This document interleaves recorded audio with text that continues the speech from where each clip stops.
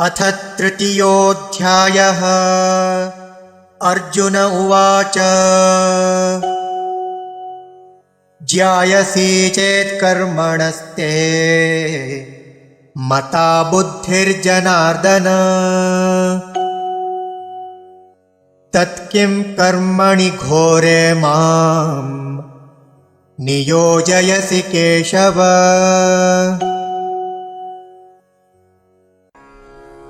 अथ तृतीयः अध्यायः। कर्म योगः। अर्जुनः उवाच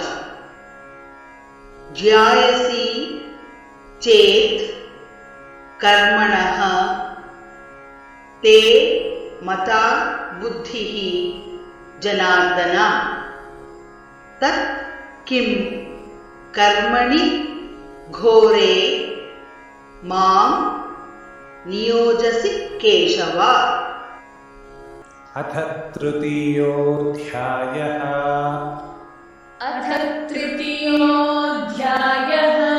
कर्मयोगः। कर्मयोगः। अर्जुन उवाच अर्जुन उवाच ज्यायसि चेत् कर्मणस्ते ज्यायसि चेत् कर्मणस्ते मता बुद्धिर्जनार्दन मता बुद्धिर्जनार्दन तत्किं कर्मणि घोरे मां तत्किं कर्मणि घोरे मां नियोजयसि केशव। नियोजयसि केशव। ज्यायसि चेत् कर्मणस्ते मता बुद्धिर्जनार्दन ज्यायसि चेत् कर्मणस्ते मता बुद्धिर्जनार्दन तत्किं कर्मणि घोरे मां नियोजयसि केशव। तत्किं कर्मणि घोरे मां नियोजयसि केशव।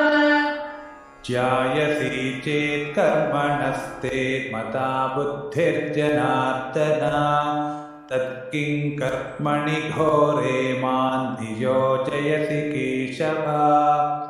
ज्यायसि चेत् कर्मणस्ते मता बुद्धिर्जनार्दन तत्किं कर्मणि घोरे मां नियोजयसि केशव।